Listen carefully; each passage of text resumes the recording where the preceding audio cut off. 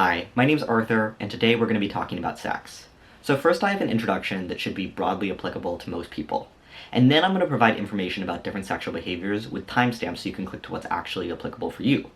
That way I'm not going to be making assumptions about what kind of sex you're having or want to be having, and I'm also going to minimize my use of anatomical words to try to make it so that it isn't a dysphoric or uncomfortable experience for you.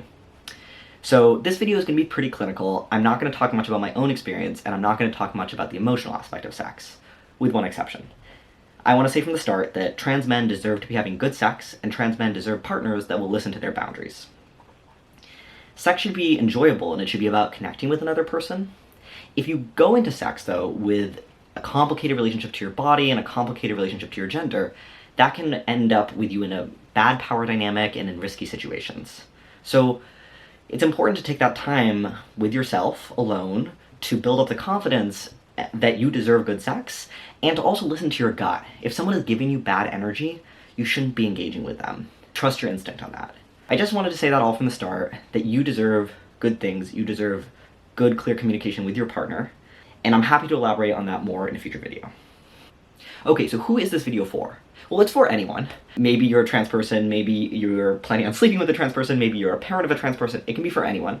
But I myself am post-op surgery, on testosterone, gay trans man, living in the United States. And so if you're of a similar demographic to me, this video is probably going to be the most useful to you. And if you share certain overlapping traits with me, it might also still be pretty useful. I think broadly this video is going to be applicable to you if you are in the MSM, so men who have sex with men community, and are also transgender. The gay male community has norms around sexual health and sexual behavior that are pretty different than other communities. So I think many gay trans men have this experience of transitioning and suddenly being thrown into this pool of different kinds of men being attracted to us than historically have been attracted to us. And all of a sudden, experiencing all sorts of different types of sexual behaviors and sexual risks and not knowing how to assess them for us and for our bodies. Because for obvious reasons, this community's norms are not shaped with our bodies in mind. Which is okay, but that means that we have to do a lot of self-advocacy and a lot of research on our own to understand the risks that we're taking. So it can be really exciting and thrilling to be in this new time, and it can be tempting to just go and sleep with a bunch of people, but it's important to take a step back and understand what risks you're taking, and establish care with a medical professional so that if any risks actually come up and actually happen, you have someone that you can talk with and handle the situation with. So my goal with this video is not to tell you how to behave sexually.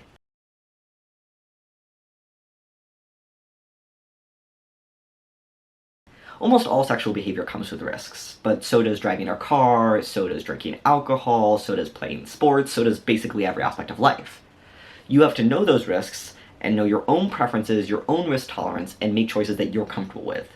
My goal here is just that you understand the risks that you're taking when you make certain sexual choices. If you find this information overwhelming, it's okay to pause this video and come back to it. This is the internet, it's always going to be here.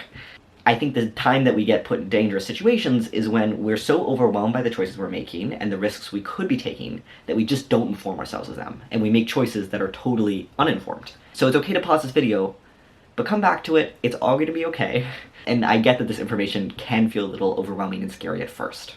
On the note of understanding the risks you're taking, when you establish care with a medical professional, it's important to be open and honest about the types of sexual behavior you're engaging with. I remember at first being really confused about why my doctor was asking me all these questions. The goal is not to be gossipy or nosy, but so that they can understand what kind of care to provide you with and what kinds of risks you're taking. Sometimes it's easier to have these conversations with doctors that have experience with the LGBT community. So if you're looking for someone from scratch, that can be a good place to look. Find what kinds of clinics are recommended by LGBT centers in your area, or what kinds of doctors advertise having experience with the LGBT population. One simple step that many people should consider is getting vaccinated against the sexually transmitted infections that there exist vaccines for. So, most notably that includes HPV, hepatitis A, and hepatitis B. It also includes monkeypox, though the rates of monkeypox have been going down a lot recently. And this discussion about what vaccines you already have or what ones you should consider getting is something that, again, you can have with a medical professional. I'm not going to launch into the mechanics of how every STI is transmitted, but one thing that I do want to highlight is that your doctors are going to ask you about how you have sex because many STIs are sort of locational where the infection is. So for example, you can have gonorrhea specifically in your throat. And so your doctors need to know what kinds of sex you're having so they can know what kinds of sites need to be tested for specific STIs. So it's important that when you're getting tested, every region that you're having sex with is actually getting swabbed. And similarly, just like with COVID, every STI has a window period. So it's not that the second you have sex with someone, you immediately will test positive for a given STI. And similarly, you can spread these STIs without being symptomatic. So if you think you might have had an exposure, I would look up specifically for that STI what the window period is and be aware of that. And then also realize that this means that even if someone tells you that they're negative, their test being negative when they took the test does not mean that they might be negative in that moment. Because it's possible that they had an exposure, tested negative, and then became positive for it after having taken the test. For syphilis and HIV, those window periods are longer. For chlamydia and gonorrhea, they're shorter, but I would just recommend looking that up and being aware of that information. Many STIs also are asymptomatic fully in people, so someone might earnestly believe that they don't have an STI, they don't have any symptoms, maybe they even test negative, and they can be positive. So even people with really good intentions might not be 100% aware of what their STI status is, especially when this information is a little confusing for most people. Most, though not all, STIs are curable, and for many of them, the severity of the STI and the consequences on your body can be drastically reduced by catching it early. So it's important to be aware of these things so that you know when it's appropriate for you to get tested. And lastly, I'm going to be emphasizing a medication called PrEP heavily throughout this video. PrEP is a medication that is prescribed and that is often taken in oral form once daily that can prevent you from contracting HIV when you're exposed to it. If you're taking PrEP, that means that you end up on a 3-month STI testing cycle because they want to make sure that you don't actively have HIV if you're taking PrEP. But when they test you for HIV, they'll also test you for many other STIs. So this can also help. If you're having frequent casual sex with many partners, it's often appropriate for you to be tested more frequently than sort of at your once-a-year annual physical. And so going on PrEP and ending up on that 3-month cycle is one way that that might happen for you. It's also worth emphasizing that in the United States, there are ways to get PrEP for free for basically everyone. And so that's something that you can look into regardless of your insurance status. And that also insurance is required to cover PrEP with zero copay if you're in the United States. You should not really be worried about the cost if you're considering going on PrEP. So this was the general advice. As for the specific advice, as I said, I'm not going to assume what kinds of sex you're having. I think this is one of the things that makes a lot of trans men feel upset and dysphoric, is strong assumptions about what kinds of sexual behavior we're engaging in. I'm going to try to provide information that spans a lot of different sexual acts, and I'm sure I'm going to miss different things, and I'm sure I'm going to miss different pieces of information. But I'm hoping that at least what I provide will be useful for you. And also, as I said, I am going to try to avoid using anatomical language, and so that means I'm going to use common euphemisms from within the trans community. If you're confused by what I'm saying, I'm going to include a little dictionary in the description of the video where I will translate these slang words into the anatomical words so that you can definitely understand what's going on.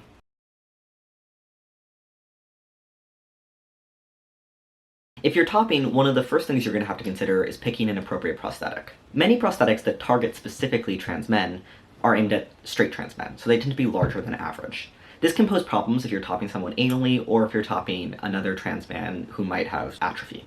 I would recommend checking out this calculator that I'm going to have pinned in the comments, which is a sort of penis percentile calculator. So you can enter in the dimensions of the specific prosthetic you're considering and understand how big or small it is relative to average. If the prosthetic you're entering in is, in the 99.9th percentile, that's fine, but that's just something to be aware of. It also can be good to consider a wide set of options, including those that are targeting specifically people that will be using them anally, to make sure that the feel is appropriate for your partner.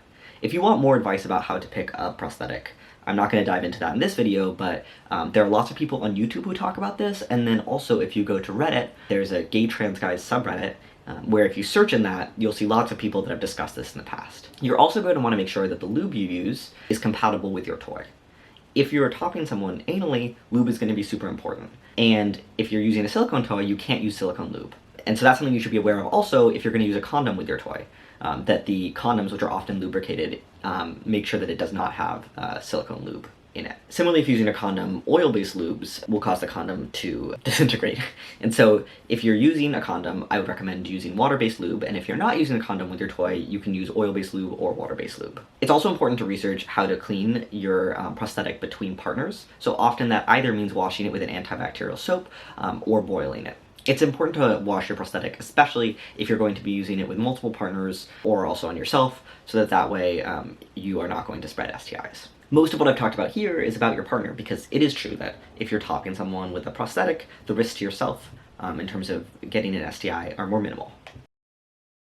When receiving oral sex, There are certain STIs that you can definitely get and give, like syphilis and HPV, and there are other STIs like chlamydia and gonorrhea where the CDC thinks you probably can get and give them, but it's uncertain. Using a dental dam can reduce the odds of that happening, though norms around that are more limited in the gay male community.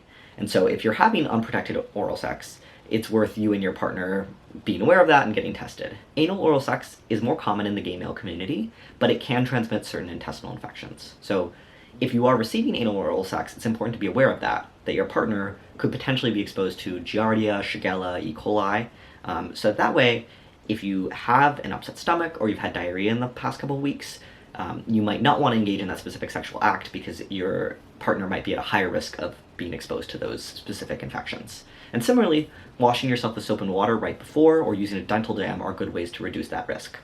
If someone's interacting with your bottom growth when giving you oral sex, it's worth emphasizing that having bottom growth is a very unique experience, and most people will not guess how to handle it or what to call it, and so knowing your own preferences can be really useful when going into having sex with someone. When receiving oral sex, if you end up experiencing cramps when having an orgasm, it might be worth talking about that with your doctor because that can be an early sign of atrophy from testosterone. Atrophy can be treated with topical estrogen, which does not have a feminizing effect, and most people find has minimal other side effects and can clear up the symptoms of atrophy, such as cramping during orgasm, fairly easily. Giving oral sex can expose you to certain STIs, like chlamydia and gonorrhea, both of which can have infections that present in your throat.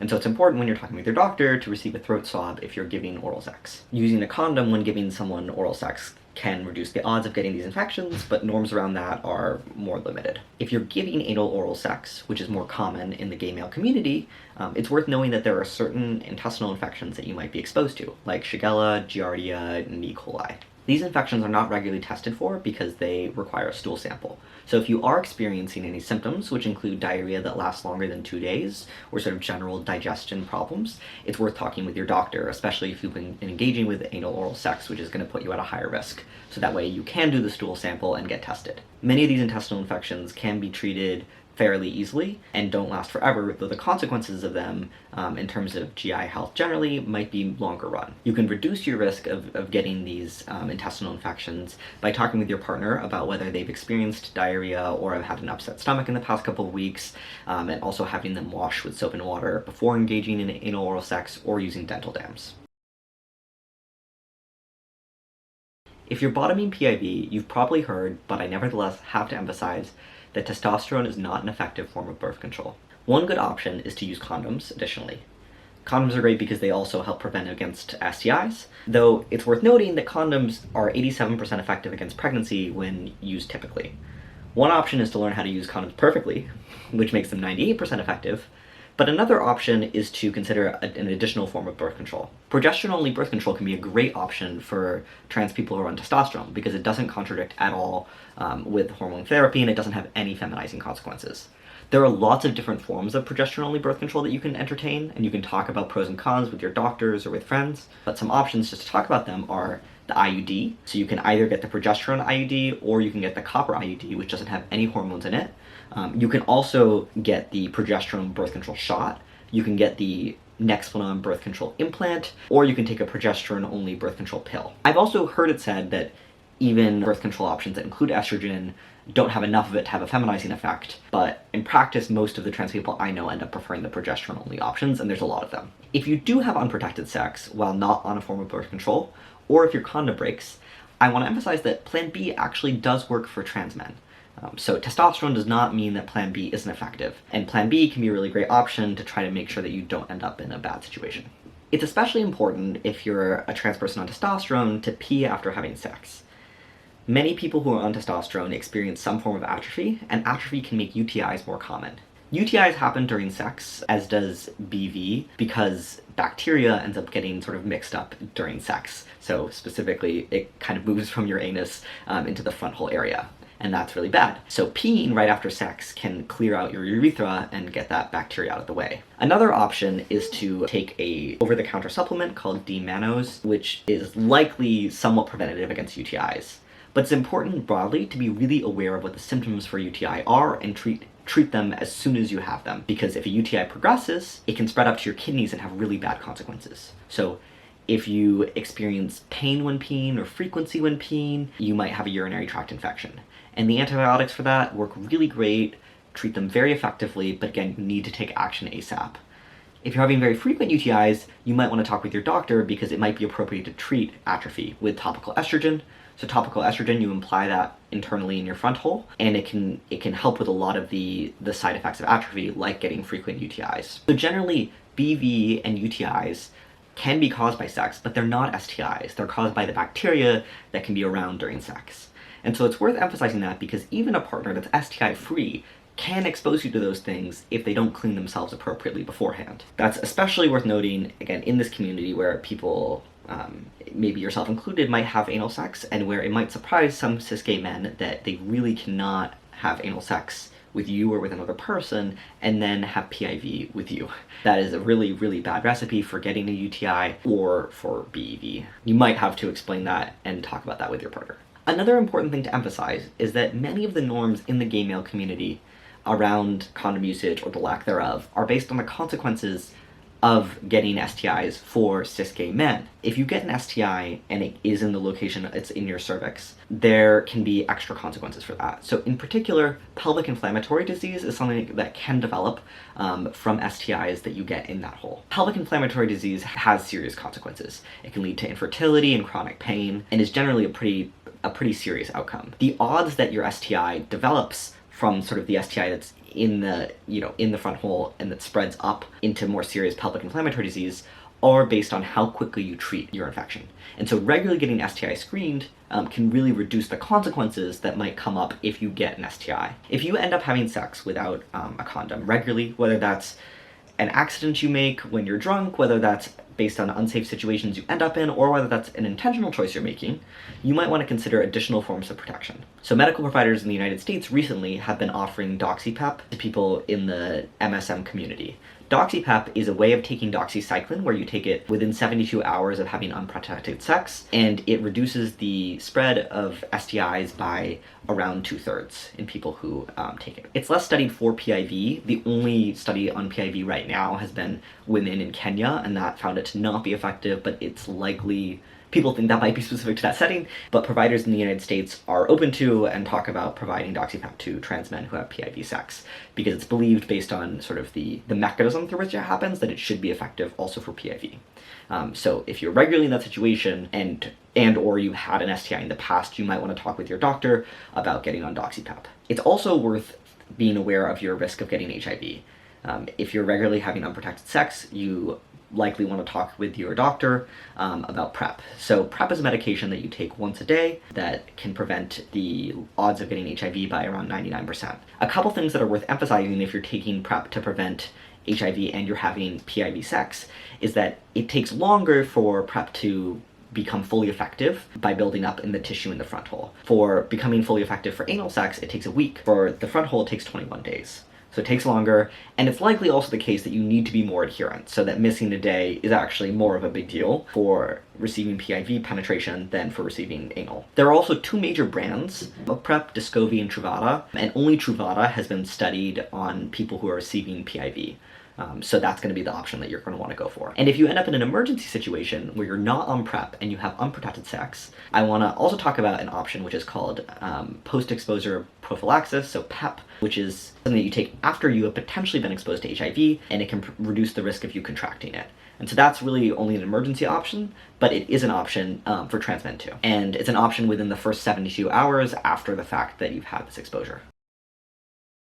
If you're having anal sex, or thinking about having anal sex, one of the first things you might wonder is whether anal sex can be enjoyable if you don't have a prostate. It can. Many, even cis gay men, are not aware of when their prostate is being stimulated during anal sex, and there are many trans men who enjoy having anal sex. Another thing you might wonder is how you prepare for anal sex, which is naturally a concern for many people.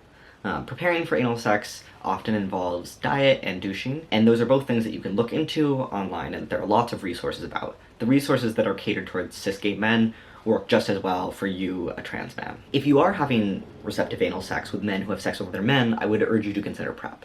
So again, I would check out this CDC's HIV risk calculator tool. I was personally surprised to see that condoms make it 3 times harder for you to contract HIV if you're bottoming anally, but that PrEP makes it 99 times harder for you to contract HIV. So PrEP can really be a great option, even if you're using condoms all the time. If you start taking PrEP with the intention of bottoming anally, it takes 7 days for the medication to become effective in the anal tissue.